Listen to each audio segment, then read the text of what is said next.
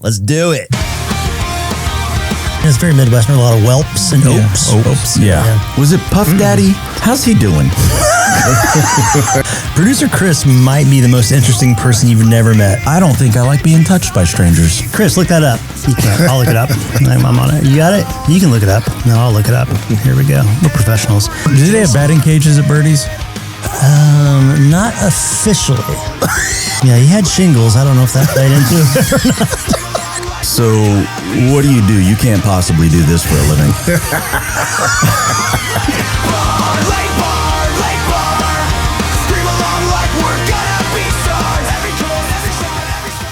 Woo! Hey, welcome in everybody to HamCo Live Hot Ticket podcast. It's your favorite hour and a half or so of the week, I'm sure. This is season 1, episode, I want to say 13. Yeah, I think that's right. That feels right. I'm your host, Josh Cecil, editor-in-chief of HamCoLive.com. With me, as always, by God, he's a global icon and a national treasure. That's Tyler Mechem. Tyler, say hello. I'm concerned about you. You sound ill, like we should be doing this in the infirmary. No. I'm just working on my Sam Elliott impression. That's all this is. You got the mustache started. Sometimes you get the bar. Sometimes the bar gets you. Is that Roadhouse? No, that's Lebowski. Oh, okay. Yeah. He gets with us. Oh, look at this. We got a special treat for you guys today. A former student of mine, back when I used to teach high school, my second year of teaching, I had this guy in class. Now he's doing all kinds of things, but he's a stand-up comedian. He's producing shows. Look at this guy, Quinn Schlegel. Quinn. What's up, fellas? How Welcome. are you? Thank you for the invite. And yes, Cecil was my teacher. Oops. What a blow-off class that was.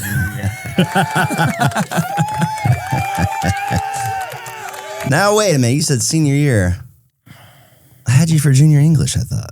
Yeah, and junior English, and then I took film lit. Film lit. Yeah, which was just the greatest class of all time. So, but I'm actually like a movie nerd, so it was actually a good class for me. But Thank you. Kate took it, my wife, the Oh, next year. And she said it's the only class she's ever fallen asleep in.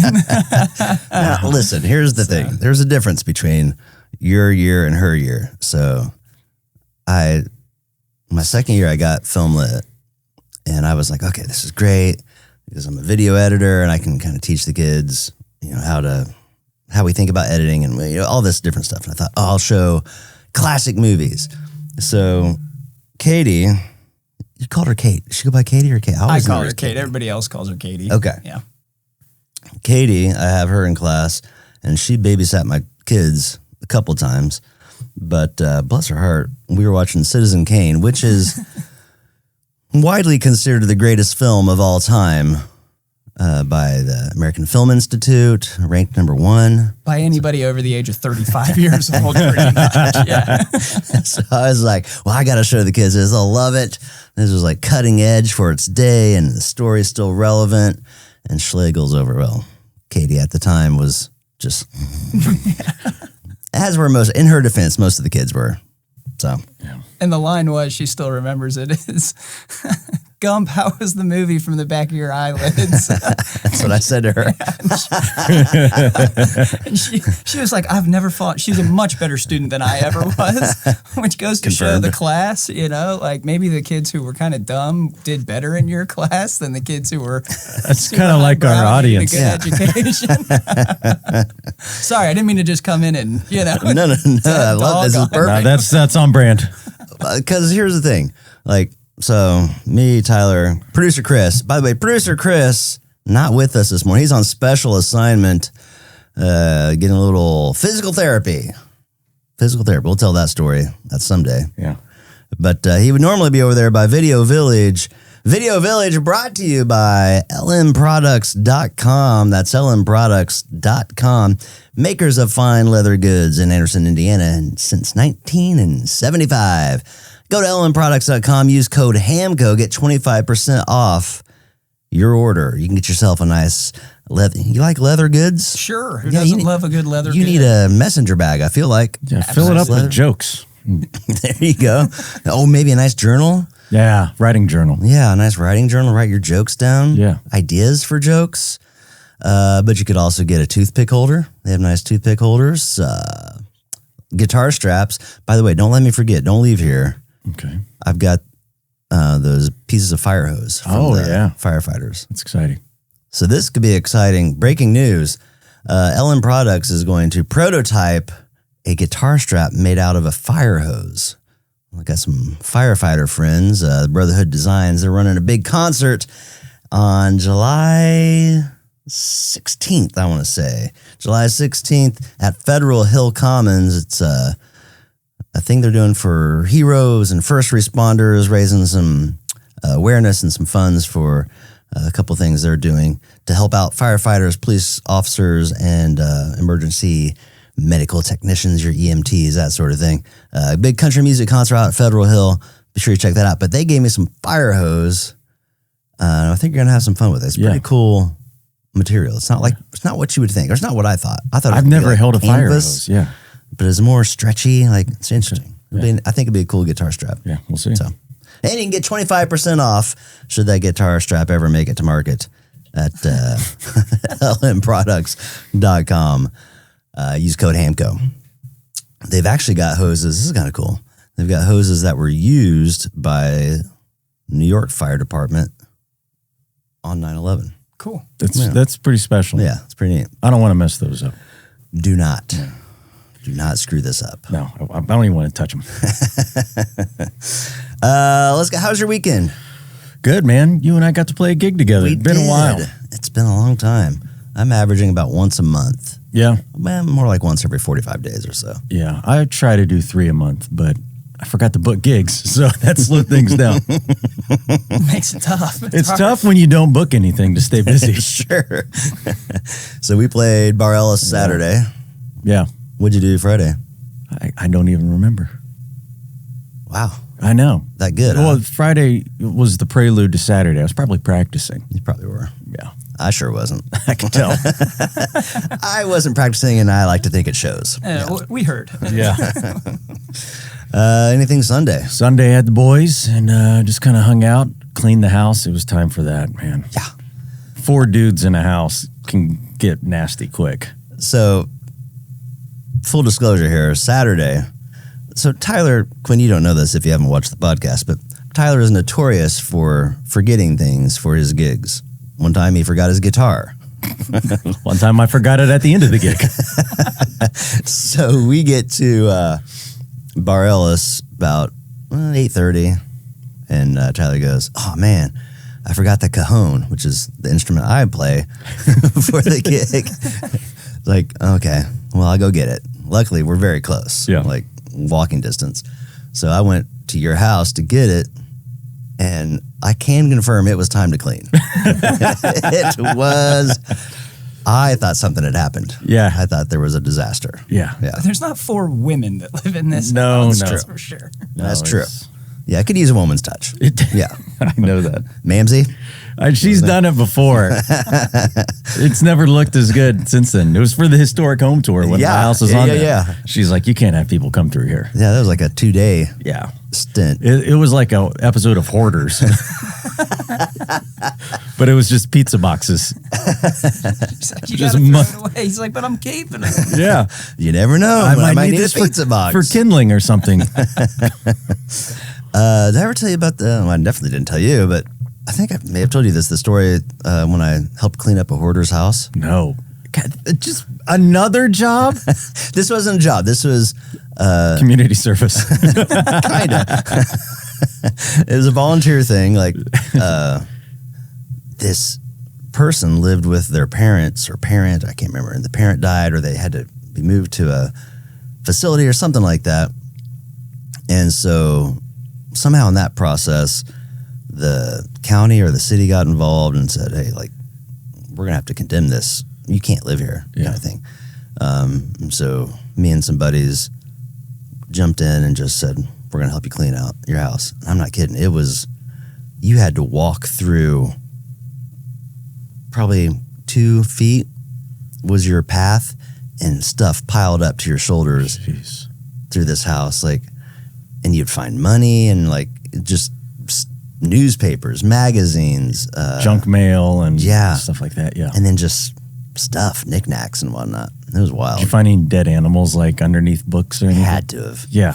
It definitely smelled like there was a dead animal or two in there. I am loving my voice right now. It's intriguing. If it wasn't so painful, I would want this all the time. I would love to have a nice those deep low voice harmonies. Like this. Quinn. Pick up a cigarette habit. You'll get your voice Yes. right. No problem. Yes. It's great for your voice. Also, I did door to door, so I ran into like a lot of crazy people. And the hoarder story I have is walking through. Get up on that mic. Oh, sorry, my bad. Her two dogs were just shitting everywhere. So like the whole house just smelled like dog. Nice. And I sit down and she pulls out a handgun, puts it on a table and points it at me. Whoa. And I looked at her and went, "Lady, there's nothing in this house I want to steal from you." And I got out of there in like 10 minutes. I was like, I can't do this, dude. What were you selling? I was doing Dish Network, so like satellite television back, and they're like out in the middle of nowhere where they still don't have the internet. So yeah, I was in Iowa, in Swisher, Iowa. And I got a gun pointed at me. How was the tip? It was metal. It was. Oh, you didn't sell. I was thinking like DoorDash or something. No, you were no. trying to sell. You were a solicitor. Yeah. Oh, yeah. I'm the Okay. guy that ruined your day. Yeah. You know? You didn't know I was going to show up, and somehow by the end of it, I was getting your Social Security. You may be the only guest that she had over to the house in months. Oh, yeah, I'm sure. It had to have been, because there was not, if you had a family member and nobody's saying anything to you about it, that's bad family. You've done something to. Yeah, you deserve that squalor. You know, nobody's gonna come over there and be like, "Hey, mom, things are good." You know, like you gotta fix that. What would you do this weekend? Friday, we went over to a buddy's house. I don't know if you remember Ashton Groot or not. Good guy. He just had a baby, actually. Congratulations, Ashton. Way to go, Ashton. You did it. So yeah, his parents have like this cool outdoor barn type thing. They've got like a retractable TV that comes down. So we watched. I think that was Citizen Kane. yeah. Katie took a nap. We all fell asleep. It was the best. Did that Saturday.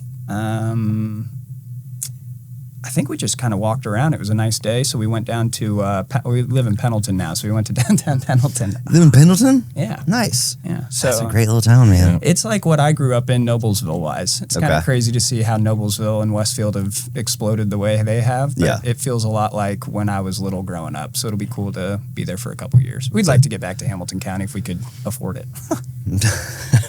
Fair. Yeah. So you grew up in Noblesville all your life? Yeah, my family's from Cincinnati, but I was born in Lawrence, and then when I was 5, we moved here. So Okay. like when I started school, I've been in Noblesville my whole life that I can remember. And I just realized I had your brother in class too. Yeah. He's up in Minnesota now. He works for Crew Car Wash. So Okay. yeah, he's crushing. He went into the Marines, I want to say. Is that right? He went National Guard. Okay, So his that's- junior year, he did the thing where you can leave for your summer your junior year and knock out basic training before you actually graduate. So then his senior year, when he graduated, he went right into AIT and knocked out his contract in like 2 years to help pay for school. So Nice. yeah. Smart. And then he didn't graduate and doesn't do something with the degree that he was Well, going for, but yeah. that's college. Can't so. relate. That is. So no gigs. How often are you doing stand-up? So Yeah, I think I said you're doing stand-up. Well, so we just had our baby, so Yeah. we're on week 11. I think I've only performed twice. I go down to Bloomington every once in a while and Okay. perform at the Comedy Attic, and then I'm in Helium's rotation, so I can go down there. I got second place last year in Indiana's Funniest. Nice. I don't go up to Summit City up in Fort Wayne. It's just too far away for a drive. But so is Bloomington. I just enjoy the Yeah. Bloomington people down there. But yeah, I've gone out to Austin, Texas. Did Chicago. I have not done New York yet. I'd like to. Sure. But I get to work with all the people when they come through. And then I'm running the Don't Tell comedy series, which Okay. is the way I like to explain it is like Barstool has Barstool National, which like comes out of New York, but then every college has its own Barstool account too. So Don't Tell nationally, I think it's out of LA, but we run the Indiana one, and it's when performers come in and let's say like they only have a Friday or a Saturday booked and they need a Thursday or Sunday show, we'll grab one of the main national headliners. We'll do a pop-up. So it's normally a BYOB it'll be like on top of a parking garage or down in like a speakeasy that you've never heard of. We just did a basketball gym. So we find like unique places that you wouldn't think to put up comedy. It's normally like 50, 60 people. So it's more of like a private show, kind of a smaller setting. Do you have to be in the know or like subscribe to Don't Tell? Yeah, there's an email list that you can get signed up for. It's just don'ttellcomedy.com, and then it'll bring up all the different states and put up all the shows. So the only thing that kind of stinks about it is that they give you a week notice. So like you have 7 days to figure out put a show together in where 7 the days. place is or whatever. Yeah, but it's been cool. Like we just had Adam Gilbert on from Brooklyn and Megan Gailey, who she just wrote for Kevin Hart's Roast, and then she also writes for The Tonight Show. Okay. So we get some really cool headliners, and then I get to bring all the local buddies that I perform with all the time, and they get to meet those people and connect with them. So that's awesome. Yeah, our goal is to get like an Indiana kid to get picked up by one of these major headliners so that they can start going on tour with them. So, well, you were doing what'd you call it? Comedy on Tap or something like that at breweries. Yeah. Will you start doing that again? Maybe. I started it last year during dry January because there were a couple of the breweries around here that were really struggling. And then this year I may do it again because all the construction down here, since it's a lot harder for people to get to the places. So the reason I started it was because Helium in Indianapolis is like the closest club we have. It takes 45 minutes to get down there. You got to pay for a babysitter. You got to pay for parking. You got to do a 2-item minimum. You've bought the ticket, and then you got to drive 45 minutes back. So like in total, it's like a 4-hour thing, and it costs you close to $300 if you're taking a significant other out there. So my goal was to, like I'm from Hamilton County. That's where my base of fans are. So it was cool to be able to help out the community around here, the places that like I grew up going to, and bring comedy up here. So. Maybe. I don't know if I'll start them up again. I just don't know if I have time this year. I thought you did a good job, man. The video was great. And it's not, you're not doing a concert and you're setting up a full band. It's a microphone and like that's pretty sweet. Right. That's a good deal. It's super easy. And also all the venues did after my first one and it went well and we brought it, like we never did less than 65 people. The most we ever did was 165. So like it built up over 9 shows decently. Nice. That's great. Do it when it's cold so that people want to go out. Yeah. So normally summer months, I just work on my own stuff. Okay. They were doing something at Bar Ellis for a while. I don't know if they still are or not. Like on a Tuesday night or something like that. Max Wampler actually, I think it's his mom or stepmom that owns Bar Ellis. Yep. So Max is a pretty decent comedian too. Like he's down at Helium every once in a while. I know he took, I think this last year off because he got engaged. So I think he's been working to save up for a wedding. But yeah, he's a hell of a comedian. He's performed with like Big J. Okerson and a couple other really cool names. So Max is a good dude. Bar Ellis is a great location too. Yeah. You guys perform there too. Yeah, that's great. Great staff. They're easy to work with. They're good people. Indeed. Well, my weekend, of course, we talked about it, played Saturday night. Big music weekend for me. So Friday night, we went to the Piper, which is up in, I think it's actually Noblesville, but it's kind of Cicero, Noblesville, off Morse Reservoir. And Mike and the boys were playing 90s rock, like really, really good. Like super impressed with these guys. The guitar player in particular starts doing Eruption by Eddie Van Halen. Wow. Like, okay. Flex.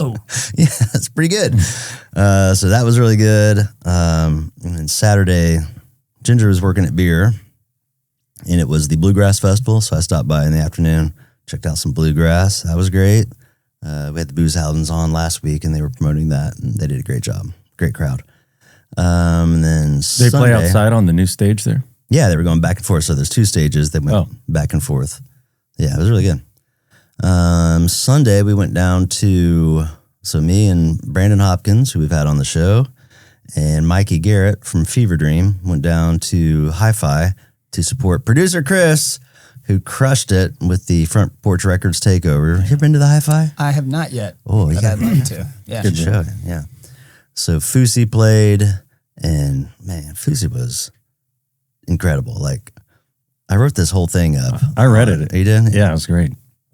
It was like seeing, I don't know, he's got the it. I don't know what the it factor is exactly and how to explain it. He just got it. Like, he's just telling stories and playing his songs. And the band, I'd never seen him with a full band, or at least not this version of the band. And this band was like a jam band with hip hop mixed. So they would just jam on some stuff, and like they did so good at like playing with dynamics and like building, dropping down. Like, it was incredible. And he was just kind of directing it. I told him after the show, it felt like watching Bruce Springsteen at some dive bar in the 70s before he breaks. Yeah. Cool. Yeah, it was really, really cool. He did such a good job. So I had the similar experience. First time I heard him, it was at Front Porch Music Fest. I think it was this last summer. And he was playing on Chris's porch. And I was just walking around and I heard it and I like stopped.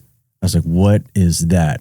Yeah. And I had to stop, and I lost my kids for a couple hours. Yep. And I remember they showed back up. But I got to see Fusi. Yeah. And most important thing there is you got to see Fusi. Yeah. Yeah. He's got it. He's got it. Go check him out on Spotify. And he's got a new album coming out relatively soon. I think this summer. So kids get hungry, by the way. Yeah, they'll come back. Yeah. That's what my dad used to say about they don't have money to buy stuff. They're like cats or pets that get lost and find their way home somehow. After like Milo and Otis. After a couple hours, they go, wait a minute. I've wandered. Let's talk about you, Quinn. Right, how did you get into stand-up? Here's what I'm going to say. Okay. Having had you in class your junior and senior year, this is not meant to be a diss. This is meant to be here we go. You like how this is starting out? Great. You know when someone says, hey, no offense, but. Yeah. You had a confidence level that I didn't understand why you were so confident. But I admired it secretly because I have zero confidence. And that's fair. That's kind of what I think about you, or like what I remember of you in class. And so I think that probably suits you very well for comedy because, you've bombed at least. Oh yeah, so many. At least one time. So many more times than I've done well. Yeah. So how'd you get into stand-up comedy? What led to that? I was working commercial insurance, and I was on year 2 of being at a cubicle every day. So I went to Ball State for journalism originally because I was going to do sports journalism, and then I realized I didn't want to be poor the rest of my life, so I went into comedy. I went into business and started doing that. So I got into commercial insurance, and I don't know, I was like a year in going, I'm going to blow my head off if I don't start doing something creative. And I'm like just not having a good time. So I don't know. I've always loved stand-up. Like my dad brought home blue collar comedy. It was like one of the good moments I remember between my parents having a good night. Like they just came home both in a good mood and then played the DVD. And at first, like Larry the Cable Guy when you're little is your favorite. Sure. But then as you get older, like each one kind of, and then Ron White eventually becomes your favorite if you've got the humor for it. But and then Eddie Murphy Raw was like a big one that my dad and I watched growing up. So I always wanted to try it. And then, after doing door to door and talking to, like I lived in every state west of the Mississippi and did that for 4 years. So after talking to everybody, you start to realize like people are all pretty darn similar. And it was a lot of practice of getting people to like you and laugh at you. And rejection. Right. Yeah. So stand-up was like a super easy crossover from doing door to door. And I didn't miss doing door to door. That sucks. You're hot and it's gross. But you do make some people's days, and you do like, I was going out there and people were paying $300 and $400 to Comcast, and you'd make their bill like $120 or something. So like it felt good doing it, and it felt good being creative and getting people to like you that didn't know you, and you have like 30 seconds. You got to win them over. To them, right? It was an easy transition, and I had do you know Jacob Kendall? I don't think so. Okay, he was Noblesville kid too, but he was a couple years younger. I think you may have been gone by then. But Jacob was doing stand-up, and I saw it on Facebook at just like some open mic down at, it's called Illusions Bar and Grill. It doesn't even exist anymore. So like that's how long I've been doing stand-up, is the places that I performed at don't exist. I went there. It's an all-black owned bar, all-black staff, and then most of the performers were black. Like Jacob and I were the only 2 white kids. And I had a comedian, Aisha Brown, who is actually one of Indiana's funniest. She won Helium's funniest. She performs all over the place. She was like, hey, are you signing up? I was like, no, I'm just coming to support a friend and check it out and see some comedy. And then her partner, Mike Shaw, came up to me at the end of the night and went, you only come here for 2 reasons, to either get envious or get inspired. Which one was it? Ooh. Yeah. Like that. Oh, great line. Yeah, and I was like, inspired, man. He goes, cool. Like, everybody's walking out. Why don't you get up there and just try and bullshit for like 3 minutes? I was like, okay. So I got up there. There was a black fraternity that was having like a graduate or like a alumni party or whatever. And I went up and tried to tell them to show me some of their steps. Like, you know how they do the steps, which I didn't know. Apparently, like, you don't tell other people, you do the performance in front of people, but knowing the steps is like a very sacred thing that you're not allowed to Like a share. secret handshake or something. Right. Yeah. Like, okay. so I'm just pestering these dudes. Oh, boy. And Mike's looking at me in the corner going, fucking quit it. And I have no idea that I am being very offensive at this point.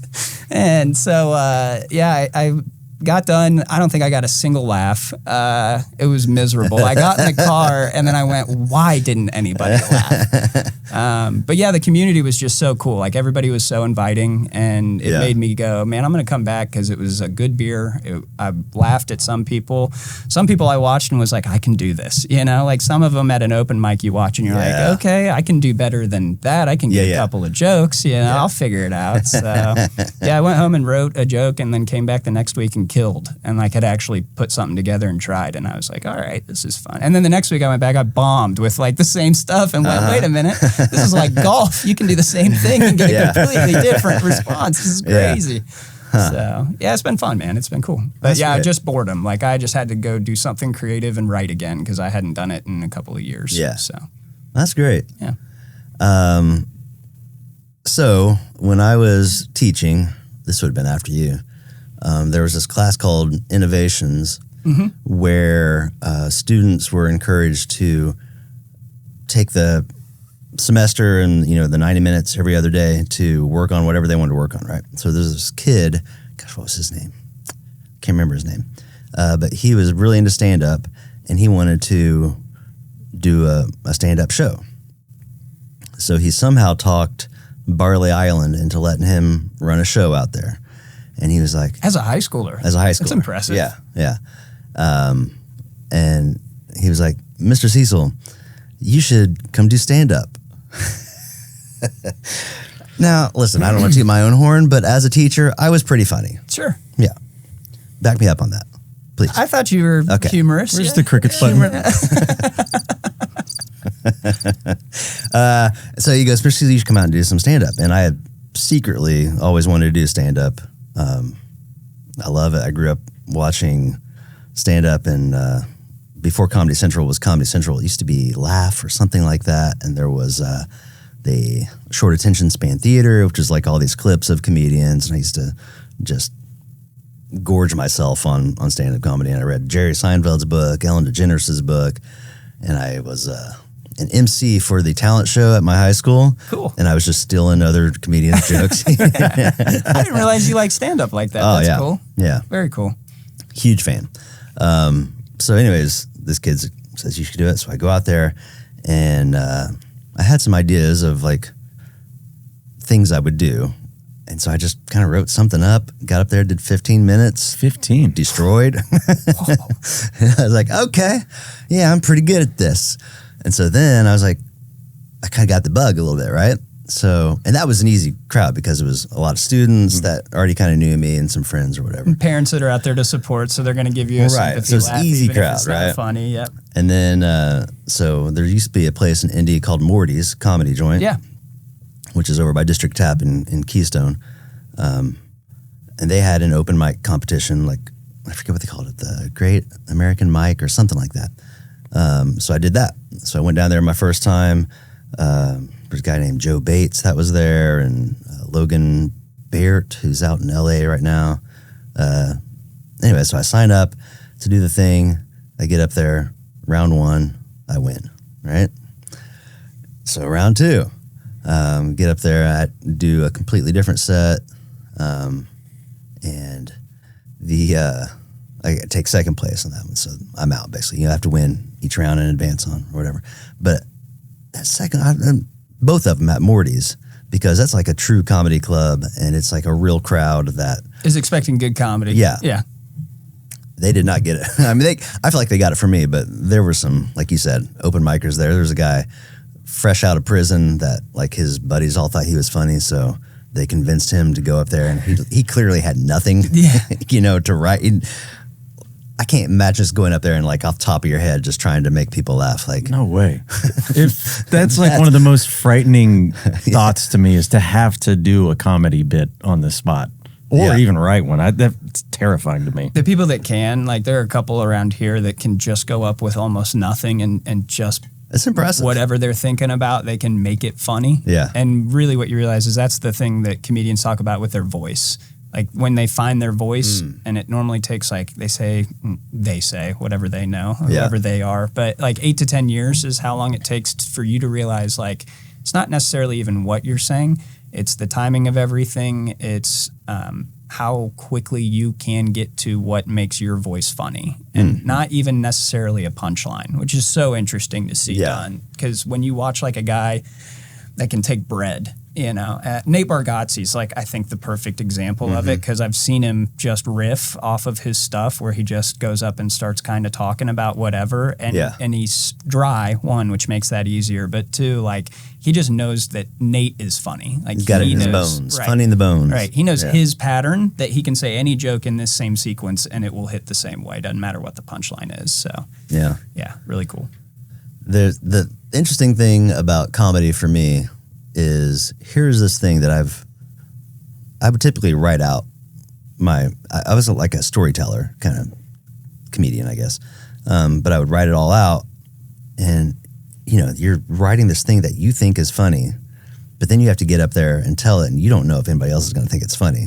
And when you think something's funny and no one laughs, ooh, that's painful. Yeah. Very painful. So here's what I think is so like mystifying about getting into comedy. So as a musician, you can go up and play your song, and there's 12 notes in the key, and if you hit the right ones, it's palatable to everybody. You know what I mean? It's fine. Whatever it is, if you play the right-ish notes, it's fine. But with comedy, like, there's so many options, and so many people think something is different than somebody else, or offensive or whatever. It's like, it's just such a risky proposition to go up there and think that you're going to resonate with them. Yeah. Because there's you just never know. Yeah, there's no hiding, I guess, behind the instrument, right? Like, the instrument can give you the buffer between the crowd. Yeah, or just the structure of music. Yeah. You know what I mean? Like, it's going to sound like music, but a joke might not even sound like a joke. Yeah. Mike Birbiglia has this bit where he talks about being delusional. You have to be a little bit delusional to be a comedian, because you go up there and you bomb so many times, and you have to convince yourself that it was good, that it was good enough to go back. Like, I think every comedian's like a narcissist a little, which was probably the high school confidence that wasn't deserved. But if you think you're the shit, all you got to do is say it out loud, and people start to kind of believe it, whether you are or aren't. I don't know.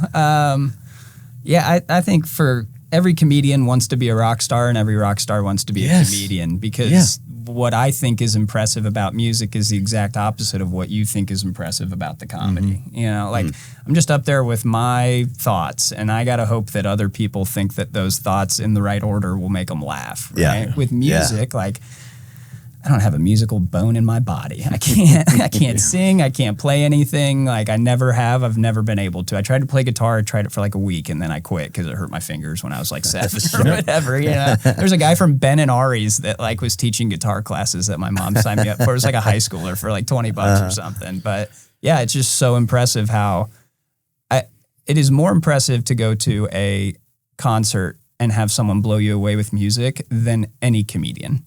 It's just not as impressive. And the crazier thing is, you have some jokes that you've registered in your head that like are some of the greatest jokes. I mean, one of mine is the Eddie Murphy when he's throwing the shoe down, or the mom's throwing the shoe down the stairs. She goes, "Don't you talk shit," and it comes back or whatever. Like, there's some that you can do, but I can sing full songs front to back, quote the entire song. And because there's a melody that goes with it, music is so much more memorable than whatever the best joke is that you heard that night.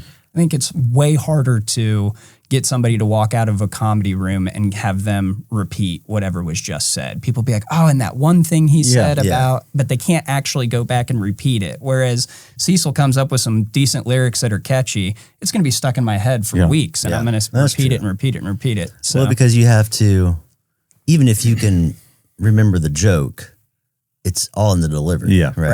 Right. So you can't, that's like, I wouldn't ask you to start doing your set right now because it's not like the right time. Like it has to be a shared context kind of thing. And it's like a performance, right? And you can go sit down on a street with a bucket and start ripping and people are going to stop. It's like I have a couple buddies who will go down to Indy and set up a speaker and just start trying to do man on the street stuff. And you can get maybe one or two people to stop. But if there's a guy playing a guitar you got a whole group of people and they start. That's true. So I just think it's like, I think people in general like music more than they do like comedy. There's a weird stat. I got to look it up before I just start making stuff No, up. you can make it up. We do most of the stuff. It's like we don't do our research. 30% of every comedian audience, if it's a real club, not like an open mic bar or whatever, but if there's like more than, I think 40 or 50 people, then it's like 30% of the crowd has never been to a comedy show before. Really? It's just not common practice as a date night compared to everyone's been to a concert, you know? Like you even remember when your first concert was and what age and who played and what song was played. Most people are like, oh yeah, we went to Helium one time and we saw, who did we see? Yeah. And he had me. that one joke about, you know, so it's just way more memorable for some reason, I think. Do you know why? Jealousy. For me, why I don't go to comedy shows as much is because I'm so nervous that the person's not going to be funny and I'm going to have to be the guy in the crowd that gives them all the sympathy laughs because I don't want them to be uncomfortable. So I feel like I'm going to have to be that guy that supports him if nobody else does. Yeah. I catch myself doing that with some of my buddies. Like I'll sit there and when their joke bombs, I'm laughing, you know, because I'm trying to be like a cheerleader. Everybody get in on this. It is funny. We can do it. That's great. That's great. I have a question. So this is what I think about, because I think about it in terms of like, man, a musician versus a comedian. So I feel like we can go play gigs and play just about the same set every time, and it's going to get HamCo Live Top Five. Reaction. Like we HamCo don't Live have to Top change it Five. up every time. HamCo Live But Top Five. I don't feel like hearing the same joke the second time is as funny as hearing the same song the second time is as effective. So do you feel like you have to have new material more often? If you're going back to the same place, I guess I would say. Yeah, that was going to be my first answer was depends on how much I'm traveling. Yeah. Because if I'm going around a different place, like I'll go down to Bloomington and do stuff from last year because I know nobody's heard any of it. But I can't show up to the same open mic and repeat the same stuff. Now, we do have Helium's Funniest comes up next week. So, or I guess it's the Midwest Funniest. A bunch of open micers will go back to open mics and repeat their best stuff. And they don't care whether you're listening or not. They're just trying to do their timing in their head and make sure that it's good.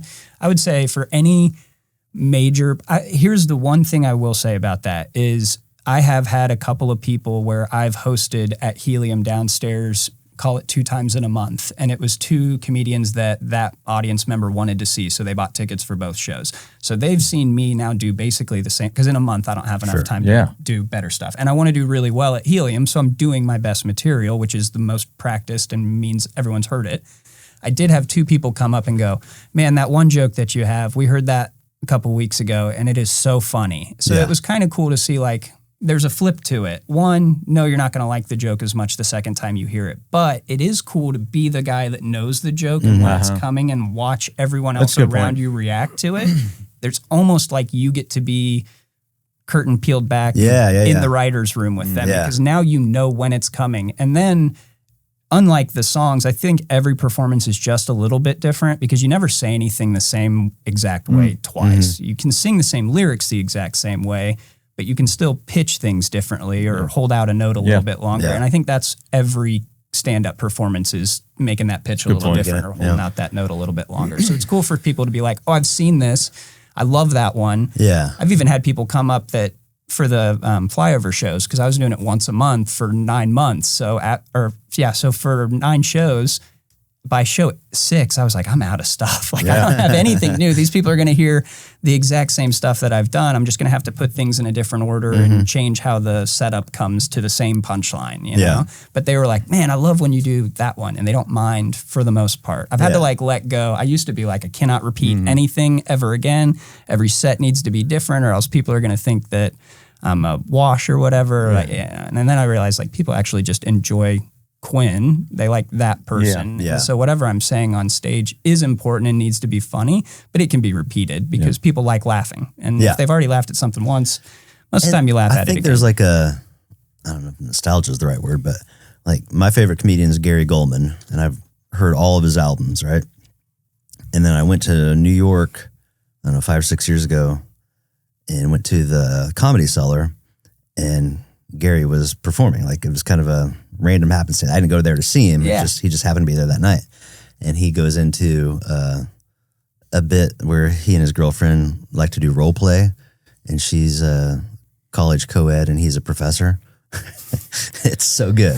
But like I could probably have said it word for word along with him, right? But just to be able to see it live, because all I've ever heard is the album. So it's kind of, I don't know if you call that nostalgia or what, but it was really cool just to see one of my favorite bits live. Like, yeah, and Hosier came a couple of years ago, and Hosier is someone who, like, when you hear him on the radio, you're like, gosh, that voice is crazy. Then you see it in person, and it is, I mean, dead on. The guy sounds exactly like he does on radio, and it was moving. Like, I had like almost a tear shed on a song because it was like, dude, how are you sounding? And it's just better live. Yeah. Like I've heard. Well, you're there with an audience too, right? And like I've heard there's Sweet something 1,000 moving times. Yeah, they overplayed that song on the radio all summer, the Whiskey Sweet or whatever, that one. And when you see it live, you're like, I just saw it live. It's that cool. It's even cooler live than I've heard this song 100 times. Right. But yeah, it's the same thing. It's when you see it with other people too, like comedy, the same thing. You can listen to it in your car and listen to it in a room full of people laughing too. It's like two different experiences. All right. Hey, you know what? Let's get into the top 5. If I find the song. Is this it? No, this is it. Nope. That's trivia. HamCo Live Top 5. HamCo Live Top 5. HamCo Live Top 5. HamCo Live Top 5. All right, we're doing the HamCo Live Top 5. Take a cigarette break here real quick. HamCo Live Top 5. I gave you the topic this morning. I apologize. I'm usually much better about getting the topic out ahead of time. It's just been a weird week. Here we go. Top 5 guilty pleasure songs. So I thought about this a couple different ways. One is like a song that when you think of me, you wouldn't associate with me. Yeah. Or a song that is widely considered bad rubbish or corny or whatever, but I still kind of like it. Yeah. So that was my thinking. You want to start? Yeah, I just found one yesterday. I shouldn't like it because it's AI generated. Oh boy. But it's so catchy and so fun. Have you heard the Puerto Rico song? No. Oh my gosh. Have you heard this? Not yet, but I've heard people talk about it. First time in Puerto Rico. I think the plot of the song is this guy visits cities and he just takes videos while he's there. Okay. And then AI creates songs from his videos. Which is wild. Yeah. And just makes the lyrics based on what's in the videos and what he's seeing. And it's about how there's, slot machines in the bus stop station and just Barack Obama statue. And it's so catchy. It's like pure 80s pop, but it's just funny. And it's like going viral right now. And it's AI. I shouldn't like it. I shouldn't support it, but I can't stop. Perfect. That's a perfect example. Yeah. Quinn, what do you got? First song I ever learned all the lyrics to. so it's sentimental. It is Maroon 5, She Will Be Loved. She will be Yep. loved. It's also a great timestamp on when puberty hits, because you go from being able to hit that note to, hey, I think my balls dropped. Yep. I remember when they came Cecil's out. never did. So. Yeah, that's why he Me and sees Adam those high Levine. harmonies. I thought they were a boy band when they came out. They kind of were like I don't know if this is such a reference you guys probably don't know. The Click 5 used to be a band. And I thought Maroon 5 was going to be a lot like the Click 5, which was just like a bunch of boys playing in a boy band. And then, Adam Levine totally blew up. That guy changed. You had to grow up. A glow up? A glow up. Blow up, grow up. I saw them, when was that? 2001, maybe something like that. Whenever that first album, Jane's. When they were still a band. It wasn't just the Adam It was Levine like, show. I thought they were great. Yeah, talented band. And then I saw him open for John Mayer, and the guitar player from Maroon 5 came out with Mayer, and they went back and forth. That's Trading. I was cool. like, wow, he can actually play. Yeah. So Everybody I thought except they're for great. Adam Levine, very Mormon. Really? Is that right? Yeah, most people don't know that. But yeah, they're all very Mormon. So, I'll be dipped. yep. Didn't know that. All right, my guilty pleasure. I'm going to go with. I almost strictly listen to singer-songwriter, Americana type. That's sort of my wheelhouse, right? So for me, a guilty pleasure is Uptown Funk by Bruno Mars. I love that song. It's a great song. It's terrible. What? How dare you? Just Man. Bruno Mars in general, so annoying. Oh, I think he would be amazing in concert. I'm sure he's amazing in concert. Do you know why he hasn't been on concert in a long time? Why is that? Dude, he went to Vegas and racked up so much debt with MGM that they made him stay there for like the last, I don't know, however long. The reason he hasn't released any music in a long time is because he didn't own the rights to any of his stuff. And it was basically the mob that had him in debt, and he's got a terrible this. cocaine habit. So I don't like that, but he racked up so much debt that he had to stay in Vegas for like the last 10 years and hasn't put out any new stuff because they own all of it. So that's why just now he's coming back out on tour Yeah, and yeah, he's releasing coming stuff this is because summer or he fall. finally got out of it. It was like a Jersey Boy story. Like, dude was in so Interesting. much debt that they were like, you're going to stay here and perform every day until you die. wow, That's I like fun. that. He's got like a mob supplied ankle bracelet on, like going out to tour. Hey, we see you're in Indiana today. You better not stop at the casino, buddy. We own that one too. That's great. I didn't know that. I kind of heard he had some debt, but I didn't realize it was like that. That's interesting. Huh. All right, what's your second one? Okay, this is like out of my wheelhouse too. I feel like this song is for like beautiful, sexy people to dance to, and which I don't check any of those boxes. Well, you're not sitting in your kitchen. No. My Pony, Genuine. Right? I can relate to that. Yeah. Yeah, that is a fun song, but like I wouldn't be in that music video. Yeah. No, you would not. And if that song came on somewhere, I would secretly want to dance to Yeah. it, but I would be far too embarrassed to try. Wouldn't do it. Yeah. That's a good one. All right, give me your second one. It's Picture by Kid Rock and Sheryl Crow. It makes me sad every time I'm in the car. I always think, oh man, what would happen? This would be me and my wife in a hotel room going, I miss you, baby, I miss you. That's true. You're talking to two big Sheryl Crow fans, though. Yeah. So actually, that when I saw Maroon 5, they were with Sheryl Crow. Okay. They opened for Sheryl Crow. Cool. Yeah, I think that's a good song. I mean, say what you want about Kid Rock. We That's have also on why this it's a guilty podcast a lot. Yeah. It's part of the Again, he reason. comes up again. What is going on? I don't know. He owes us money, I think. Yeah. Okay, so my second one is such a sappy song. Like, first of all, in the 80s, so I grew up in the 80s, most of my friends and contemporaries were listening to, you know, like poppy stuff and your boy bands, your New Kids on the Block, that sort of thing. I liked the hair metal bands. I was obsessed with guitar players and whatever. So this is one that feels super sappy, but doggone it, I love it. More Than Words by Extreme. I don't think you need to be embarrassed by that. Yeah, I don't know. It's a little too sappy, but I like acoustics. Yeah. Like that was one of the first like sort of unplugged songs I remember hearing, and the harmonies from Gary Sharon and Nuno Betancourt. Yeah. Do I know their names? Yeah. Names. Plus, you can always be like, I listen to the band Extreme. Yeah. And people would be like, oh, yeah. And then you put But only this one. Yeah, so that's the least extreme song of theirs. Yeah. Okay. Anyways, well, there's 6. We really only have to eliminate one. I think we gotta get rid of this Puerto Rico song. One, I've never heard it. Okay, fine. But you're going to be You regretting it. You're going to know it. I'm gonna go find it as soon as I leave here. It's going to pull up on your phone the minute you. I guarantee open if you scroll far enough in Instagram, you're going to come across somebody lip syncing that video to that song. Just scroll. You'll find it within 30 minutes. You might be overestimating my algorithm. I'm not sure. Last night I sent a couple of reels to the kids of this guy that like gives tips on how to clean your house.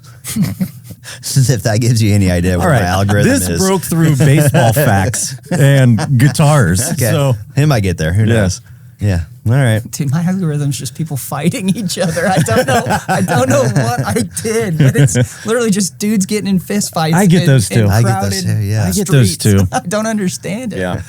But I do love a good knockout. I don't know what there is. Especially when it's the little guy Who takes down the big Yes, guy. yes. Yeah, I like the guy that gets all cocky at first, and then the other guy's like, okay, let's go. Yeah. And then he starts backing down. Yep. Yeah, that's a fun one.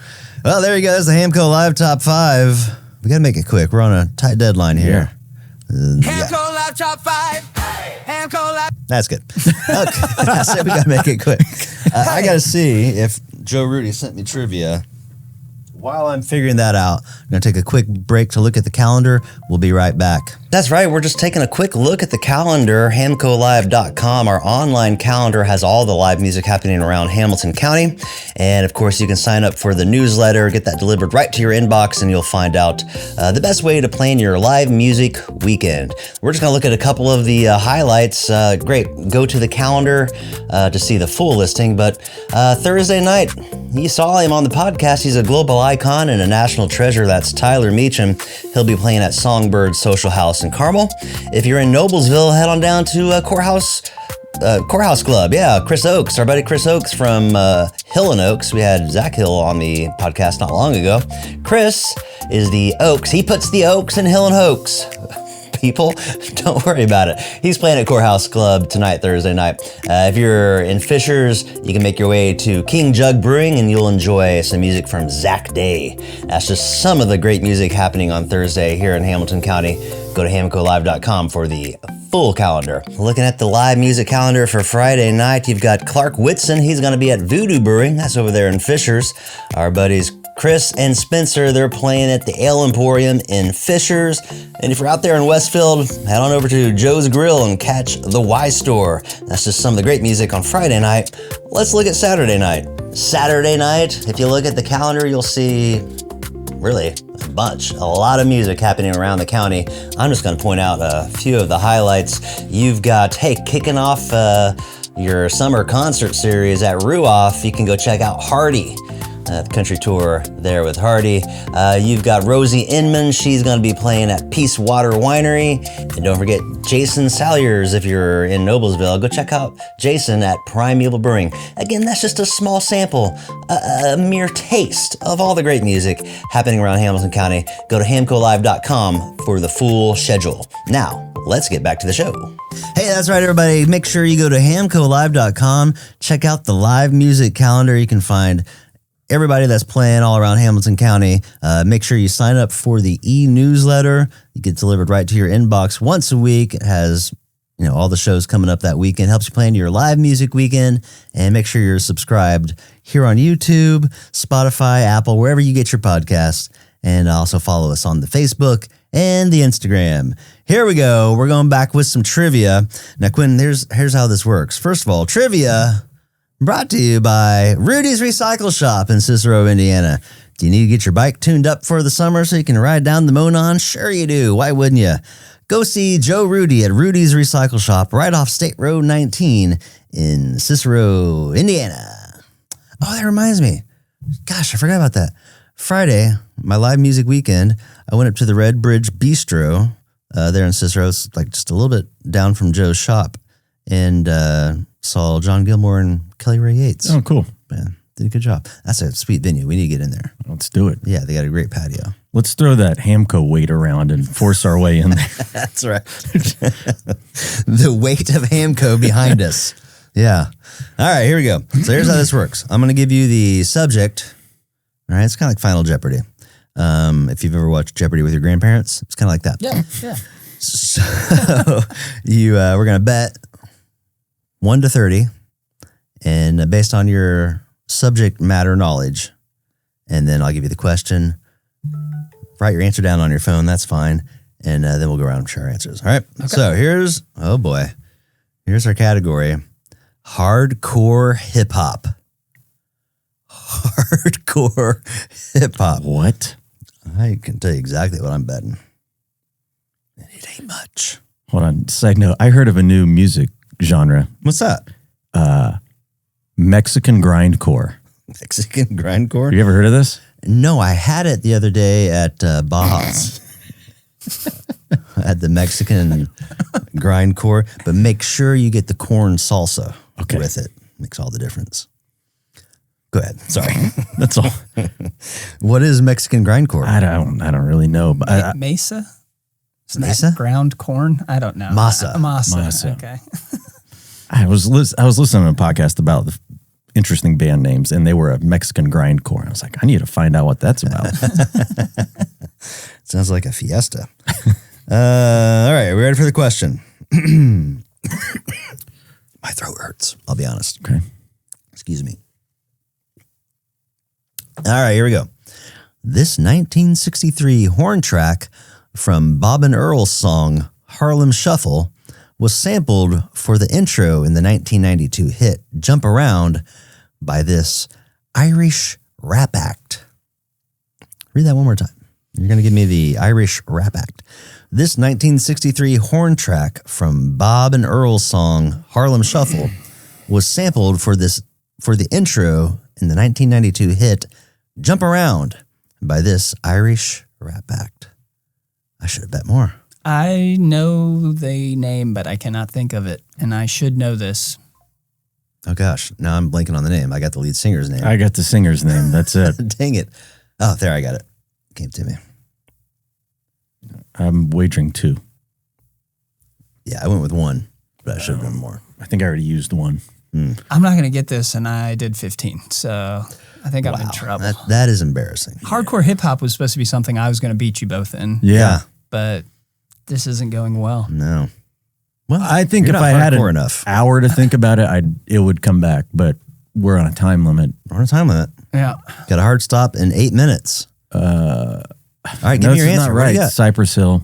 No. Decidedly not Irish. I know, but yeah. Well, I know mine's not right. What's your problem? Are you insane in the membrane over there? All right, what do you got? I wrote down Patty. Because it's Irish. Paddy? Love Yeah. that. Yeah, perfect. this old Patty O'Houlihan. Famous Irish rapper Patty O'Houlihan. Do you remember the lead singer's name? I thought it was Cypress Hill and whatever his band was. Oh, no. Cypress Hill is I think they were Mexican, actually. At least one of them was. Were they grindcore? They may have invented Mexican grindcore. No. Cypress Hill. What was his name? Cypress Hill. MC. I want to say Search, but I don't think that's right. Chris would know this. He would, yeah. Oh, producer Chris, we miss you. No, the correct answer, well, I haven't looked yet, but I'm pretty sure this is right. House of Pain. Oh, yeah. And the lead singer is Everlast. Oh, I get those guys confused. Let me just scroll down. Answer, House of Pain. And Joe Rudy says, peace. Yeah, so I win. Wait, who was Cypress Hill with? That was the name of the group. Oh, Cypress that's Hill. not a gentleman? I think they used to tour with Patty O'Houlihan, if I'm not mistaken. So that's probably where they you were got the wires opening crossed. act. Yeah, on their Belfast takeover. That's right. They had the line that I always think of. A fat boy on a diet. Don't try it. I'll check your ass like a looter in a riot.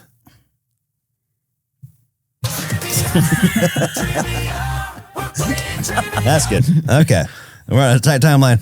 We end the show every week, same way.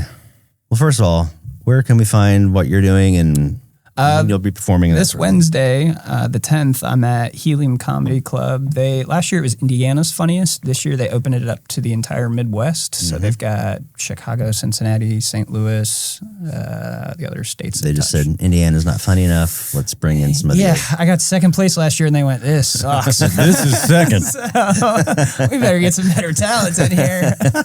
widen the net. Yikes. Yeah, so that's good. I got that coming up. And then the 5th, actually. So tomorrow I've got a Don't Tell show. So if you want to check it out online, I think. Can you say where that's at, or you have to don't tell? You can't tell us. I think I can. It's at the Estuary.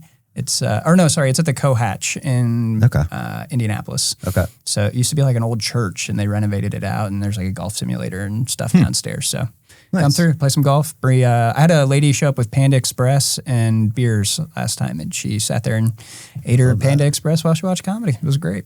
Sounds delightful. Yeah. All right. So don't tell. What's the website there? Don'tTellComedy.com. Don'tTellComedy.com. Okay. What are you listening to, Tyler? I'm getting ready for my Billy Joel tribute band that I'm playing in, so I'm learning a lot of Billy Joel. Is this with Brett? Mm-hmm. Where are you guys playing? First one I'll be on is Federal Hill this summer. Really? Yeah, August 29th. Son of a gun. Yeah. So I won't be doing any of the cool stuff. I'm doing all the auxiliary stuff. Strings and extra guitars and so your dad's doing all the... He's doing the heavy lifting. Yeah. Does he ever get tired of carrying you? He should. Hey, he carries the show for us on Saturday, for sure. Yeah, he's got broad shoulders. All right, that's fun. Yeah. So you're listening to a lot of Billy Joel songs? Almost exclusively. Okay. Those songs aren't easy. No. Are you guys going to do For the Longest Time? And can I sing bass? Not in this set, but yeah, we're going to need some extra singers for like Uptown Girl and stuff like that. I'd love to. Yeah, okay. Throw my name in the hat. All right. All right. I know a guy who sells H. Sorry? Oh, Billy Joel. If you really wanted to fit the part, I don't really know a guy that sells H, but. What, did he have a problem? Oh, yeah. Billy Joel did? Yeah. I didn't know that. I thought you guys were the musical guests. Why am I the one that does all the things Very about clean the... cut. Yeah. Well, it sounds like you know more about drugs than it actually does music. Yeah, mobs and drugs and H. What am I? My bad. is this the comedian scene? The underbelly we don't know about? The seedy underbelly of Very much. comedy. What do you listen to? Right now, I've been jamming out to a guy named Jed Harrelson. Yeah, he's great. Like jazz / country infused. It's pretty soulful singer. Yeah. I love him. I've seen him twice when he came up to town. So I've seen him live twice. And yeah, Where does he play when he comes to town? Oh, man. Irvington was the last one that he did. And then what's that new venue that's kind of over in Broad Ripple? Oh, Round Table? No, not Round Table. Yeah. It might be Round Table. I think it is. No, that's the That's recording the recording studio. Turntable. Okay. Turntable. Yeah. I think up above the Vogue. Yes. Yeah. Turntable. Yeah. Cool yeah, spot. that's a great venue. Yeah. Yeah, that'd be good for comedy too. Yeah, it would know be if they ever actually. did Now I it, think but- about it. yeah. It'd be a good one. I've been listening to a lot of Dolls. DAWES. Oh, I thought dolls. Not the dolls, no. Just me sitting around talking to the dolls. What are you up to, girl? Spill the tea. I'm losing it. No, Dawes. Taylor Goldsmith and his brother. Yeah. Hey, thanks for being here, man. Thanks for having me, guys. Yeah. It's It's nice to see you again. Yeah. Good way to start the morning. Yeah. All right, now go make some money. All right. Go to work. I'll try. Hey, thanks for you guys for joining us too. Make sure you're subscribed on YouTube, Spotify, Apple, and we'll see you at the next show. HamCo, over and out. HamCo Live Top 5. HamCo Live Top 5. HamCo Live Top 5. It's the wrong song. Hit them all! This is producer Chris.